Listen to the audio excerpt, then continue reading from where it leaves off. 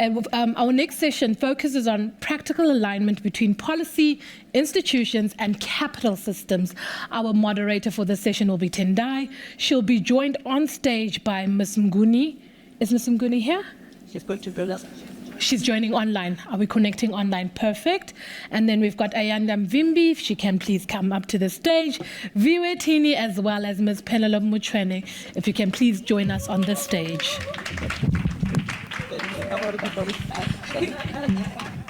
Maybe. I'm closer.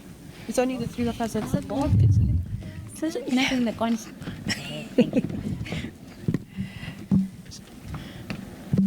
Ladies, over to you.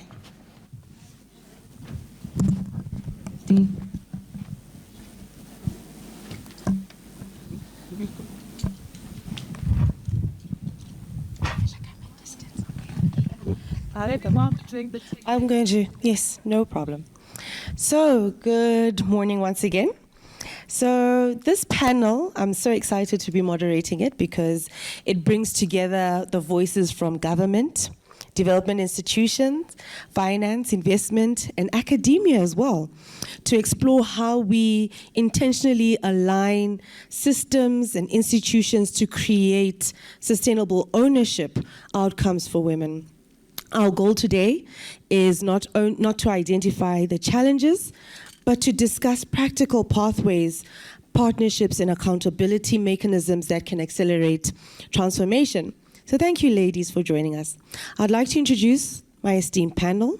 On the panel, we have Ayanda Mnguni, who is from the Department of Women, Youth, and Persons with Disabilities. Anna is the Director for Economic Empowerment at the department. She leads initiatives focused on advancing women's economic justice, entrepreneurship, and access to opportunities across sectors. She previously held leadership roles within the Department of Small Business Development and Trade, Industry, and Competition, focusing on enterprise development, youth policy, market access. And she also holds a master's degree in public administration focused on SMME sustainability. Online will be Ms. Ayanda Mvimbi, who is the program director of UN Women. Ayanda Mvimbi is a development and women's economic empowerment specialist with over 25 years of experience, including more than a decade with the UN Women. Her expertise spans across women entrepreneurship, gender-responsive procurement, climate change, energy, and inclusive economic systems. She works extensively on strengthening ecosystems that support women's participation and leadership in the economy. Next up, we have Viwe Tini, who is the founder and CEO of Sunday Capital, a black female-led, is that the ring? Okay. I thought you looked at me and I thought maybe I'm reading the wrong bio. A black female-led investment firm focused on mobilizing capital for sustainable infrastructure investment across Africa. A chartered accountant with over 18 years experience, she has held senior leadership roles across audit, advisory, finance, and investment sectors, including serving as the CEO of Vunani Securities. She's passionate about sustainable finance, transformation, and expanding women's participation in capital markets. Last but not the least, we have the beautiful Penelope Motshwene, who is the transformation manager and gender equity at the University of Johannesburg. She is a transformation and social behavior specialist with over a decade of experience driving institutional culture change, leadership development, and equity initiatives. Her work focuses on strengthening inclusive organization systems, translating transformation goals into practical and sustainable impact across institutions. Do we have Miss, are we good or it's, because I know she's pressed for time. System, is it? Yeah, big hamlet. Oh, she can hear us? Okay, and she'll be, her answer. Okay, so just an opening question to all of you. So you can just keep it nice and brief. But when we speak about ownership, outcomes for women, what does meaningful ownership actually look like in practice within your sectors or institutions? Yes, you can go, please, Ms. Anna. Thank you very much. Good morning, everyone. To respond to your question, the issue of ownership, it means we need to, for example, see more women participating in various sectors of the economy, more women initiating businesses, and of course, with the support from government, including the private sector, because if we don't support them, or if there is lack of support, then the issue of ownership will then be less. Thank you. Thank you. I think being intentional about Put it like this. Like this. Okay. I think being intentional about actual ownership and not just window dressing is important. Very often what you find is that male-owned businesses there's been a surge of employing especially black females to be the head of the organization. And in that instance, how the mechanics of that work and how that particular female interacts with the market is different depending on whether there's a man behind or not. My view on that question is that institutions of higher education are institutions where influence emerges, and these institutions can contribute to forming policy that is relevant, to making sure that women are brought in every time that policy is developed, not only being given policies that have already been developed. So ownership would look like making sure that women are actually part of the initial processes where development of policies, standard operating procedures are concerned, and making sure that, because I think we have a lot of policies obviously that cut across in government, legislature, and the only way that we can actually make that happen is to make sure that we come up with practical ways in making sure or mobilizing those policies in the spaces that we're in. And I think institutions of higher education can do that. Okay, great. Thank you. I can see we're joined now by Ms. Ayanda Mvimbi, so welcome and thank you so much for taking the time. I hope you heard the first question, but I'll repeat it again. When we speak about ownership outcomes for women, what does meaningful ownership actually look like in practice within your sector or institution?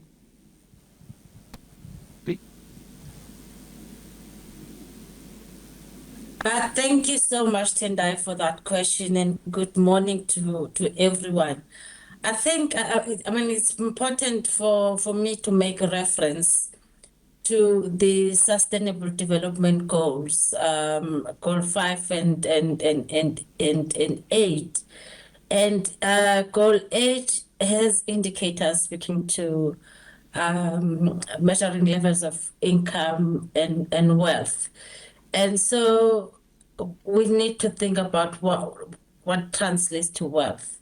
So yes, more participation, more access to business opportunities, not just at the lower level, although the lower contracts are important, but it's more participating at the high value chains and being able to participate in that.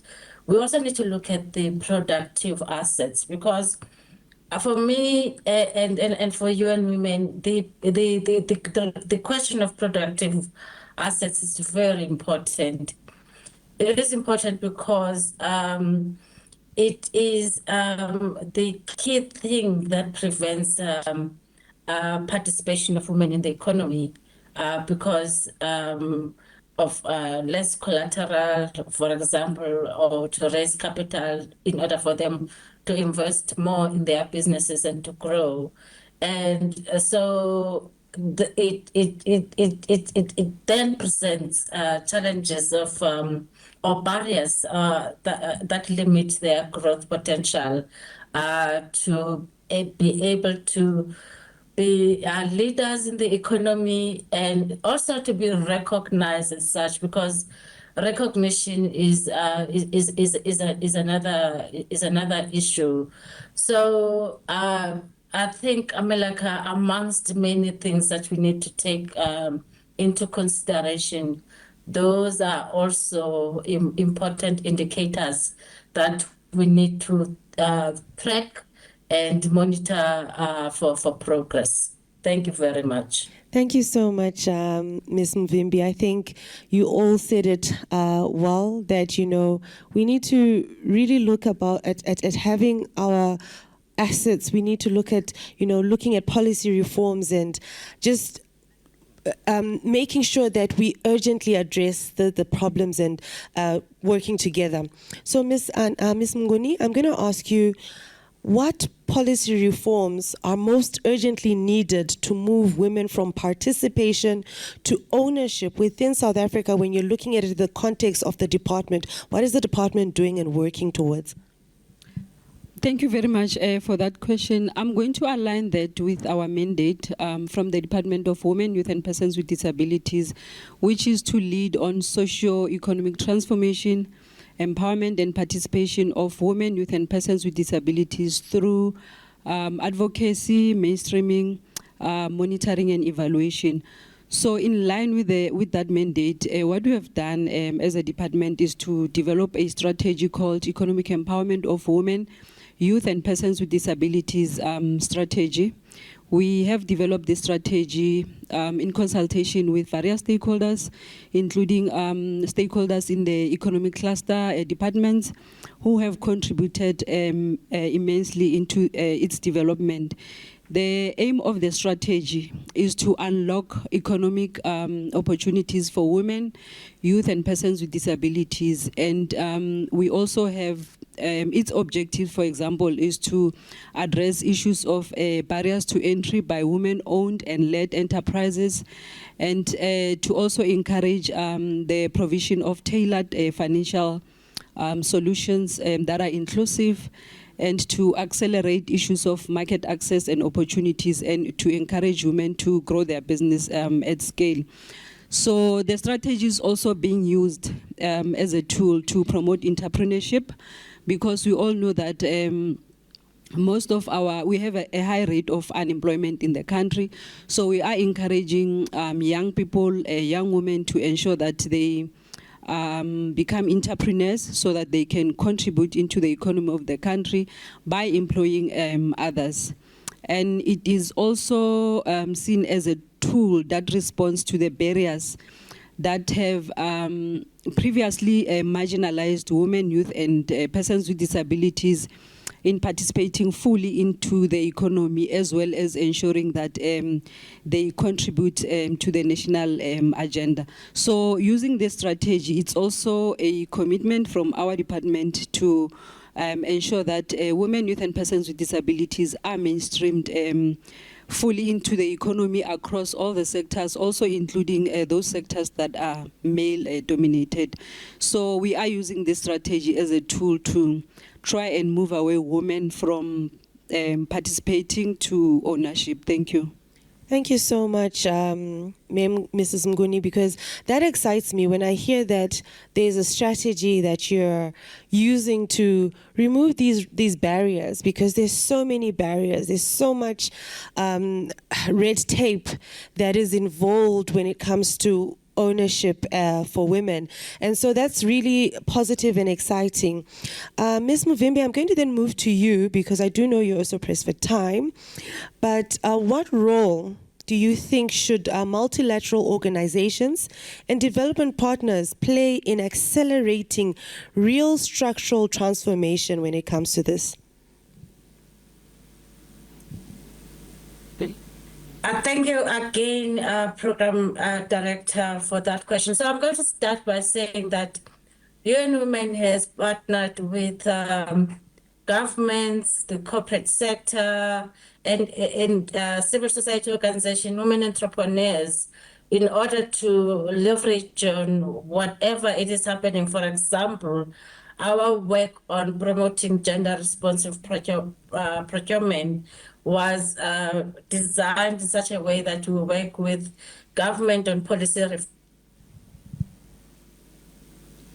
Give you an example of some of the work that we did in relation to that. So in 2021, we partnered with the Absa Bank Limited and we identified women from four provinces in South Africa: Limpopo, KwaZulu-Natal, the Free State, and Northwest. And in this, we identified entrepreneurs. I think there were about 387 entrepreneurs who had already started their businesses. And what we wanted to test in terms of this work was the importance of, because often when we talk about participation in the economy, and especially entrepreneurship, and even access to procurement opportunities of women being integrated in various supply chains, there's always talk about capacity. So we identified these entrepreneurs were already doing their business. We designed a tailor-made mentorship and coaching program to support them. So it was looking at the skills, it was looking at where they are, it was hand-holding them for a period of it was initially like 10 months of this. And out of this, by the time we ended the program, and that was like in a period of 10 months when we were measuring the results, a number of women were linked to procurement opportunities. We also looked at the various businesses and how they've increased revenue growth to up to 5%, which was significant for us. The creation of jobs, both temporary and permanent jobs. And for us, this really indicated the importance of, because often when we talk about participation of women in the economy, we talk about they're not being recognized, they're not being valued. In fact, this week I'm busy talking about and working with policymakers on the care work. But the other big issue is that they're not being supported appropriately. So what we do, we design programs that are not really going to help them to move from one level to the second level, because they're often once-off, they're not responding to their needs, and they're not targeting the core thing that prevents them from participating in the economy. So what I want to say is that it's really important that we start to think about tailored and mentorship and coaching programs for women entrepreneurs in particular at different stages. I think it's important, and we need to pilot this and scale this. And for of course, for private sector in the room, we need to invest more in long-term support and hand-holding for women entrepreneurs. Otherwise, it is going to be difficult for us to measure the results. The other important point that I want to make in relation to this, I think we need to invest in gender-responsive ecosystem. And when I say gender-responsive ecosystem, I'm talking about how we systemically integrate gender equality and women's empowerment in all what we do. Because if we do that and we're able to measure it and track it, we are able to achieve some of the results. Thank you very much for giving me this opportunity. Thank you, Ms. Mvimbi. That is very inspiring to know, and it's great that you had that data, that you had that program where you had the 300 women that you were able to handhold and see what happens. So I always say, even if you start with one, it's a ripple effect. So 300 is also just as great.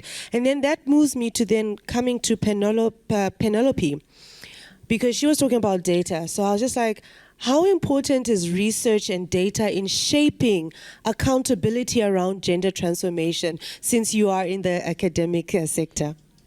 Thank you for that question. I think that it is important. Data is important because it gives us insight into where we are and what we may still need to do. And in higher education institutions, we are aware that perhaps through research we're able to establish that a lot of women enter into unfamiliar professional, academic, and business spaces, carrying immense capacity, intelligence, and innovation. So capacity is already there. The challenge then becomes that there is no deliberate, for instance, support for women, support that may come in the form of mentorship or visible examples of women who walk the path before them. This is where women have to, or women look into ownership, you know.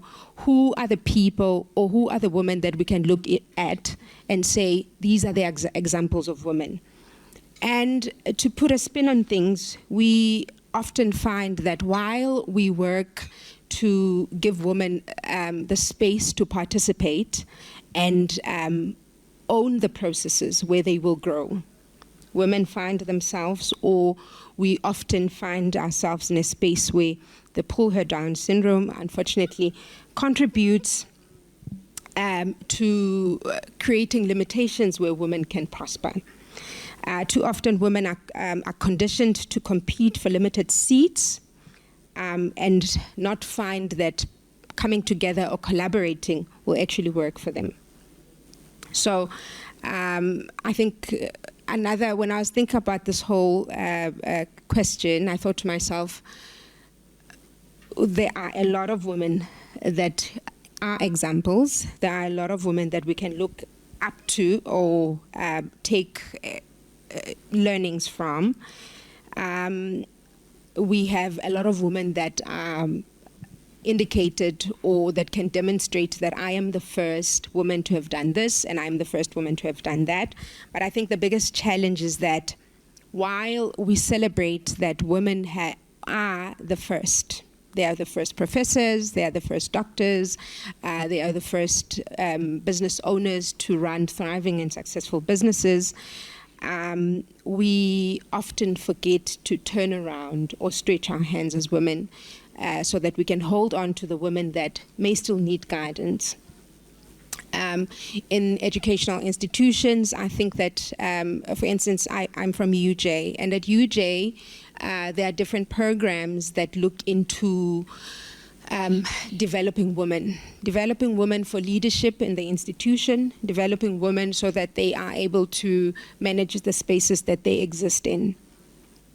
But also these programs are mostly just for the people within the institution. So I think the biggest thing would be to look at how do we then take these programs and offer these programs to other women entrepreneurs that look into building, that look into owning businesses. And we already know, I think it is common cause that women have the capacity. It is common cause that women already know what they want to do. They may have clear and great ideas, but may lack coaching around that. And I think these programs of leadership would already be giving women the power that they already have. So it's like these programs would work to help unlock this power that women already have. Even in instances where women were not part of the economic development space, for instance, even in instances where women were not part of creating wealth in our societies, we see how women have portrayed or demonstrated their power and their leadership through the way in which they have contributed to raising children, for instance, which is something that we are learning now that is a challenge because women don't obviously get compensated for that. And so while women come into spaces where they want to establish and own businesses and become owners of the tables, I think it is important for us to tap into the knowledge that is there in higher education institutions that highlights where all the gaps are, so that we can take opportunities that then say, this is where the gaps are, this is how women can learn to actually close those gaps. And I think the higher education institution provides us with that sort of learning. It provides us with that sort of platforms where if we cross-pollinate, if women in the education sector take a hand of one or two women in the entrepreneurship space, learning can actually take place. Learning can happen, and we would, as women, be able to close the gaps. We would, as women, be able to identify the risks so that we are then the ones who are able to architecture the tables that we want to sit and build on. That's very powerful. Thank you so much, Penelope. And you see, working with organizations like Alfie, we have the pipeline. We have the women from Yugi all the way Eastern Cape. There they are. Work with them, give them the, they're there, they're here. So we have the pipeline, New Faces, New Voices network. We work with Temi over there, who is a he for she. His famous line that he says, he's a he for she. So we have the pipeline, we have the women. So we've got the data. So I'm glad that you brought that up. Ms. Mvimbi, I know that you are pressed for time. So just in closing, before you leave, what does success look like over the next 5 to 10 years if we get this right?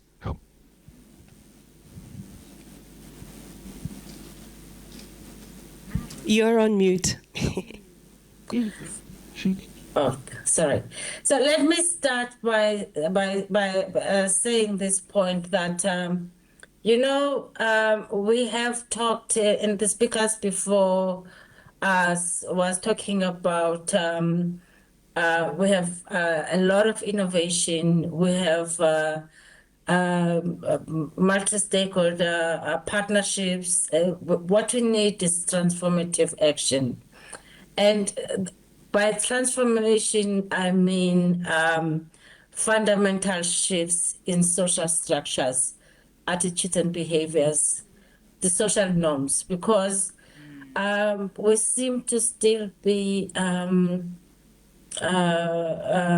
confronted with that quite a lot in terms of what contracts women get and what sizes and what role that they play in business. Although I must also acknowledge that we have made quite a lot of progress, because we've seen women leaders in the economy. We are seeing gradually the increase of women to access procurement opportunities and being big players and leaders in supply chain. So there are significant shifts that we have seen. However, we need to be able to measure that. So for me, success would really translate into collecting data. So that point about data is really a critical part of the story, which will demonstrate to us in real time what progress we're making, and we need to agree on the different indicators: access to business opportunities, leadership, participation in supply chains, access to productive assets. Like we need to be very clear about which indicators we are chasing, and and then be able to track them so that we have real-time evidence generated from data that's being collected. And I think for me, if we can start there, that's the basis of what we could achieve in the future, because we're not going to be able to count what we cannot necessarily measure. We need to identify what we need to measure and start measuring it so that we can count progress as we continue with this work. Thank you very much. Thank you so much, Ms. Mvimbi. I will let you go because I know you do have a hard stop at 12. So thank you so much. We appreciate the partnership with UN Women as well, and just everything. And I know data is something Eunice loves from McKinsey, so she will be able to work together with them. You see, that's another plug. So thank you so much. Viwe, Thanks so I'm coming to you. Ma'am. I know you're a powerhouse and very passionate about, the conversation that we're having. So what advice would you've worked across audit, advisory, investments, and capital markets. Where do you believe the financial sector still needs to transform most urgently for women? We just heard from Eunice who said 2090 is when we will be included, and I think that's just too long. I don't know if I'll still be around, but what do you think? So financial services in all of its beauty, I've had the privilege of walking through audit and advisory. There are women there. Can you hear me? I have a very big voice, so I worry from time to time. Okay. So audit and advisory, very vanilla experience of life, but women, yes, present.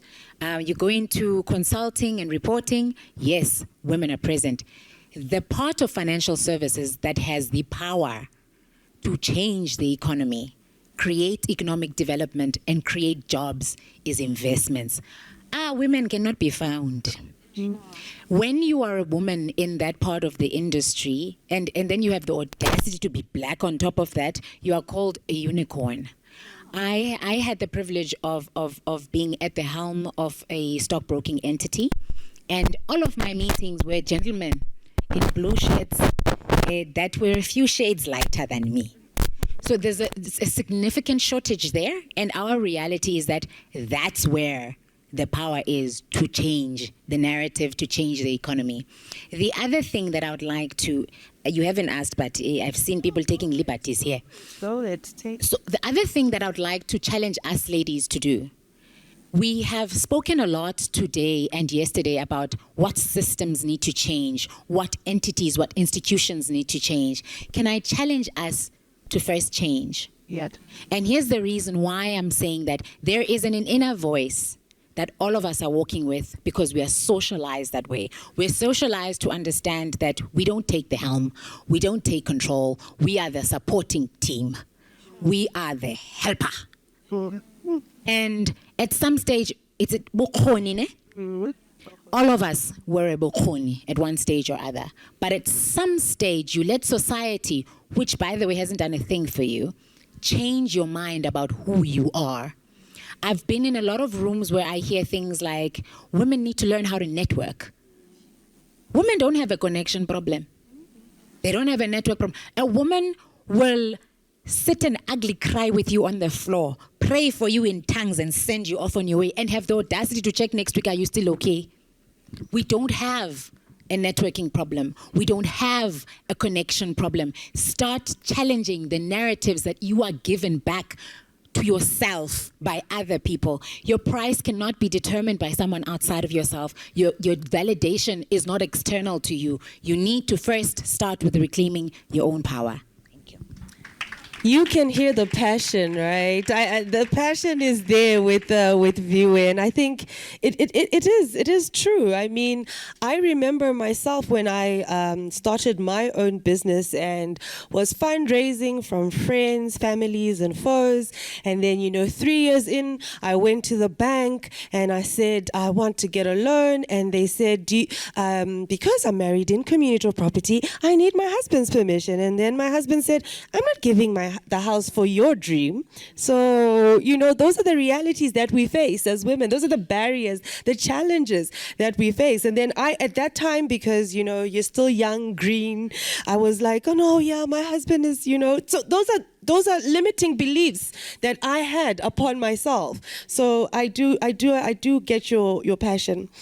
And last question that I'm going to ask you, Mnguni, is, where do you believe, it's a very controversial question that I'm asking, but where do you believe government are still falling short in advancing women's economic empowerment? You've told me that there is the strategies and the policies, but we are still, we've got the data, 2090. That's too wrong, but where are we falling short? Are we not working together?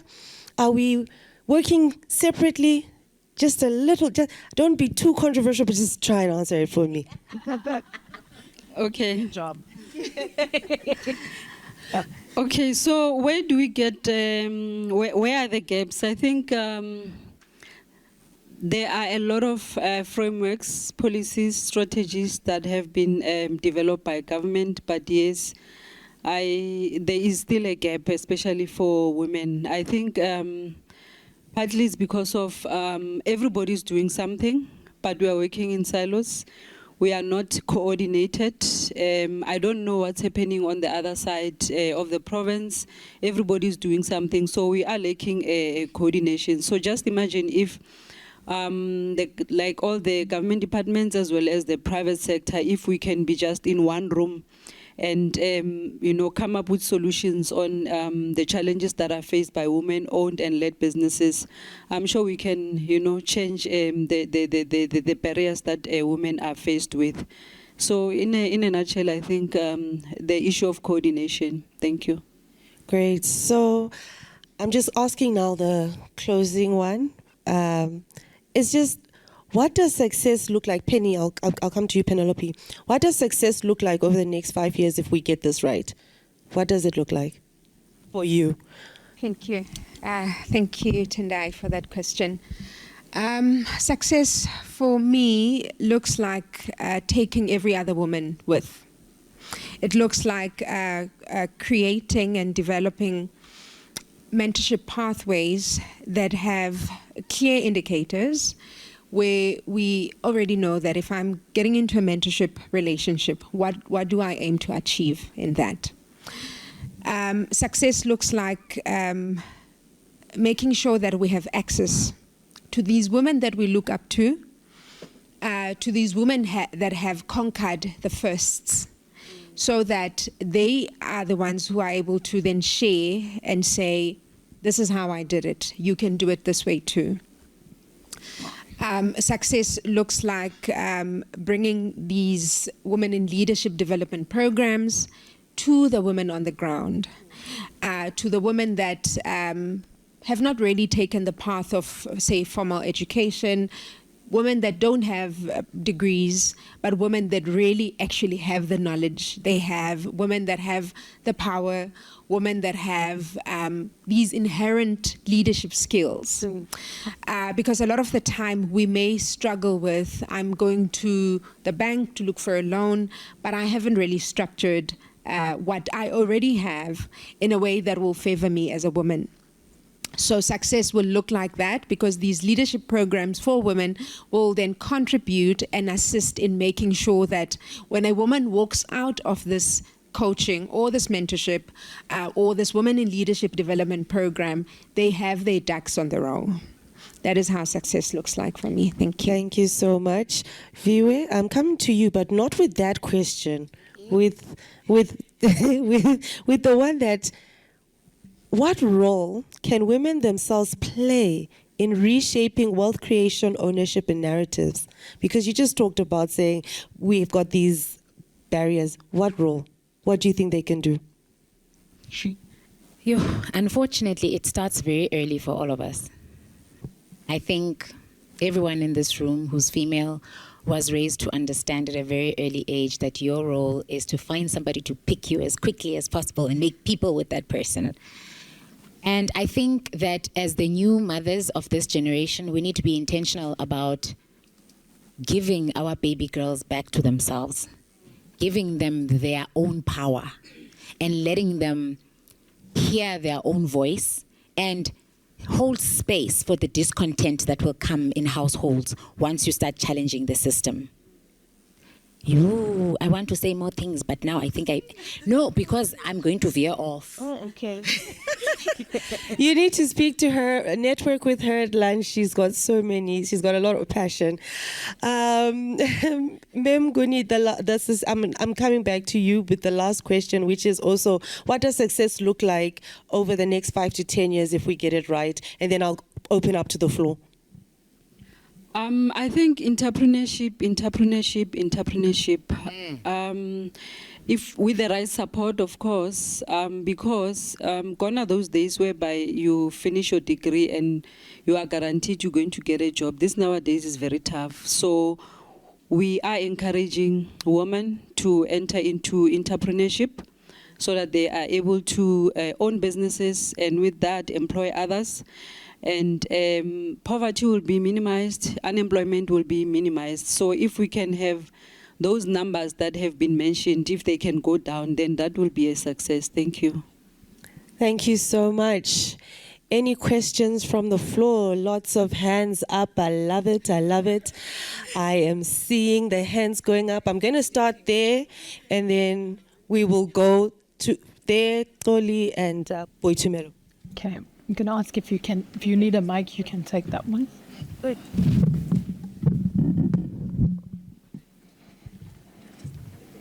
Yes, please stand up, say your name. Oh, we had a mic. Good morning, everyone. I wanted to sit down. Is it a safe space?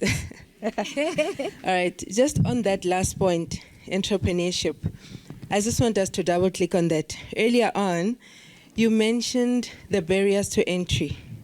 That, one of the plans is to reduce the barriers to entry. Can we just expand on that in terms of an entrepreneur in Orange Farm? How do we reduce the barriers to entry for this woman? Yeah. What? Me? Yeah, because she was talking about barriers to entry. Yes. Okay, thank you for that question. Barriers to entry, what we normally do as the department, we partner with the local municipalities, in particular the local economic development officers. We partner with them, we do a needs analysis of what is needed around the community, and obviously relating to issues of economic empowerment. And they mobilize women who are interested in starting business, and we invite the industry experts as per the needs of those women in that particular locality. If there are those who are not registered, we also invite CIPC to come and assist them in terms of, to register.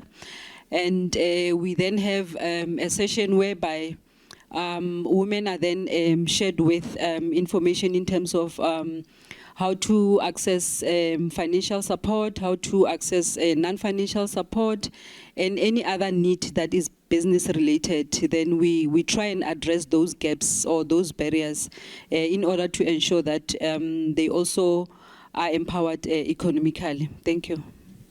May I add to that? Yeah, can I add? Because you were intentional about Orange Farm, there is an entity called EmpowerWorks. They're doing quite a bit of work, especially in Orange Farm. I know that their initiative in Orange Farm is centered around men, and the reason why it's centered around men is because they're tackling the crime statistics there.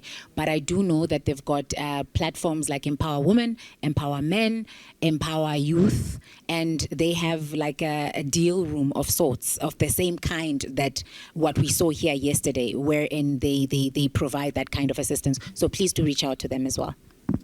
Okay, and I'm also going to add a little bit of a voice here, because our dream with Zimkita at Alfie is we are going to change the narrative. We're going to change these policies that say that women need this collateral, women need this to get access to fund. We're going to start our bank. That's our dream with Zimkita. That will be for women, made by women, because we know women trust each other. We know when we do these stockfuls, we know that I don't need you to say you are going to bring your house or your car as collateral. We know that, because we know that when you put your blood and sweat and tears in your business, you are going to want to make it work. So we are building slowly but surely. These platforms, we're like showing all our partners, we've got it. So we are dream with us, dream big. So we're coming. The next question was Toli, yes. Yeah. Thank you so much. My name is Oli Swamaraka. I'm a business strategist. I work with small business owners.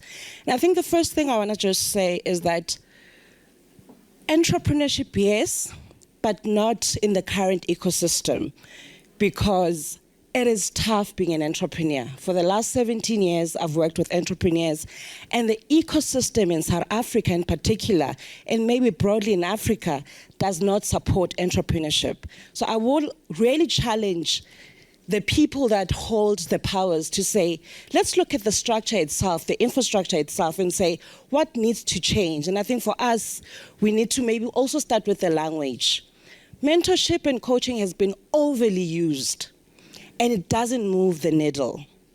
For the last 17 years, I've worked with entrepreneurs, and I will tell you that mentorship and coaching creates awareness, doesn't build businesses. We need to ensure that we create spaces where entrepreneurs, when you build a business, you can have an access to an accountant, a legal person, not to mentor you, because we put a lot on the founder to know all these things, but to bring in the resources that you need to build your business. We need to ensure that small businesses are empowered to build systems that allow continuity. We need to ensure that we help them build businesses that can exist beyond the first founder. Thank you. It's Boitumelo, and then Zim, it's Boitumelo and then Zim. Yeah. Thank you, Xolisa. Boitumelo? Oh, thank you. I thought you guys were going to answer that. So my name is Boitumelo Leshope, and I'm a portfolio manager for Sanlam Alternative Investments. And my question is very much aligned to what she said. We hear a lot about coaching and mentorship, and you need to have an idol, somebody you can look up to. But we need to be a lot more transparent in terms of sponsorship and take ownership of that as women. We are well educated and well decorated in terms of our knowledge, our know-how, but who opens the door? Who actually says, I vouch for this person? And we need to be transparent in terms of our own stories. What has sponsorship done for you? How has it unlocked doors for you? And that transparency will raise a lot of awareness, because us being well educated and having all of this knowledge doesn't tend to serve us at all. It was Zimkita next, yeah.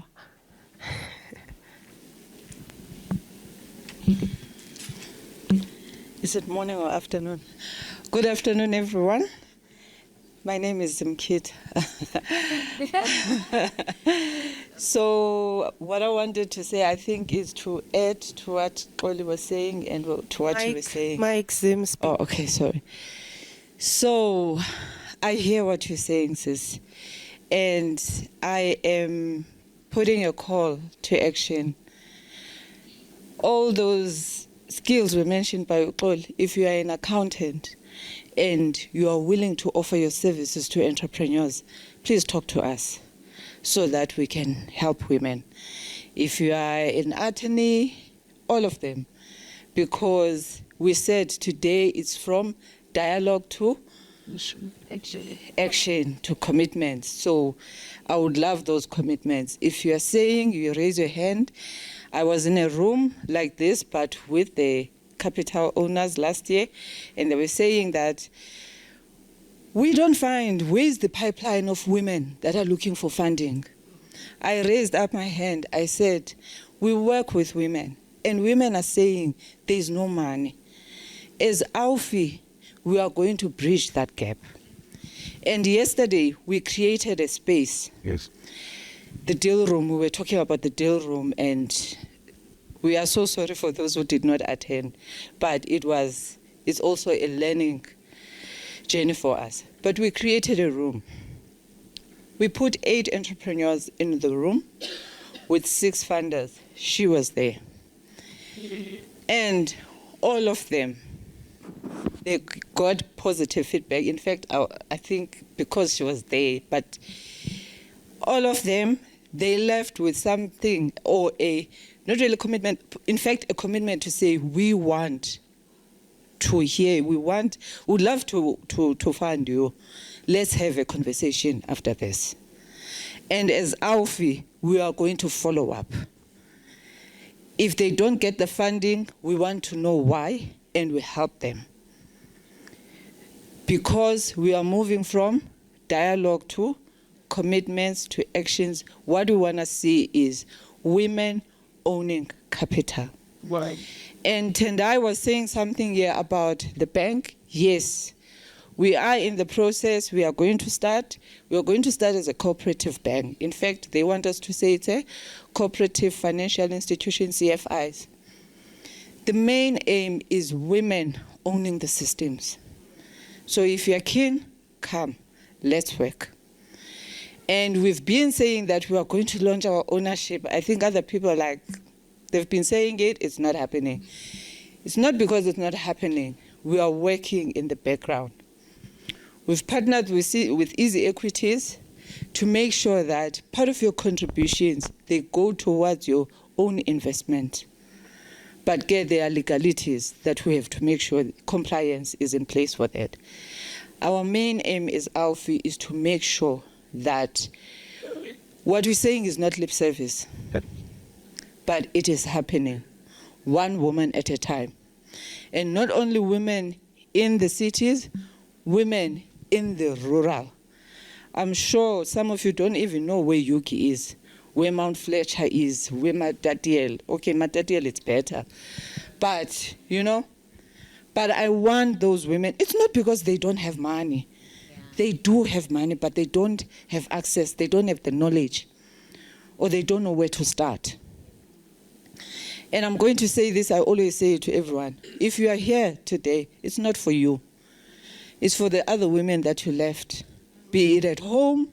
And when I say home, I don't mean here in Joburg. I mean home in Makaya. Think about those women.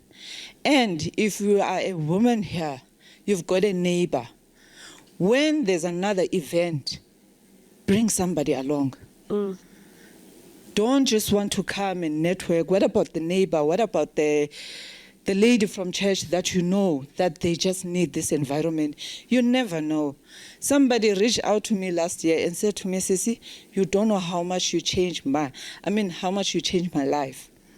By just creating a platform like this, being in that room, she says to me, being in that room showed me, because I was questioning my identity. But seeing women of color, women like me, doing great things, I was validated that I matter as well. So bring somebody along. Don't come alone. Thank you so much. Thank you so much. Mama Africa, Mama Africa, time. Mama Africa, please, just one last time. Oh, last one. Thank you very much, Chair. I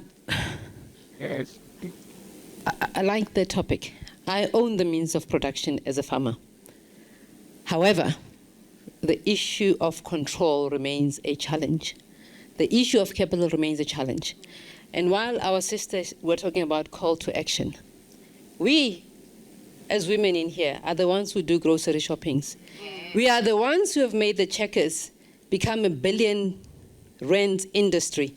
I think I read some time last year where they were indicating that Checkers makes about 600 million a month, a day or something like that. The Spar, all of them, we buy. But as a woman farmer, when you have to go back and sell to them, pricing is an issue. I don't know if they do the same to men, but I can only speak as a woman here. They want to dictate the price you're selling at. They want to dictate what and when you can deliver. In spite of the fact that you can have all these beautiful compliance documents, your SA gap, your global gap, but the prejudice and the bias remains. And the question is, what are we doing about that? And back to the department, we can have the most beautiful policies. But if there is no vigilance, if there is no constant monitoring and inspection of what takes root, we'll always be talking. The next century will dawn, the next generation will come, they will still be sitting in this very room lamenting the same issues that our ancestors have been talking about. This struggle was not for free. It was about the land question, and it hurts me immensely when I hear us talking constantly about job creation. Do you know agriculture is one of those little things that is able to create jobs? I look at the village across. I know that we can employ 200 people overnight, but access is not there. We are just being hamstrung for no reason, to be singing as victims of poverty, victims of history, and so on and so on. Can this just come to a stop, please? We really need to change the lexicon of our freedom, because we own it. We fought hard for it. Thank you. The system needs to change. With that, I have to say thank you to my incredible panelists for such an insightful and honest conversation. We are going to, Lynette will wrap us up. I was going to do that MC job, but she's brilliant at it. So thank you, ladies. Let's take a photo up and we'll give you your gift.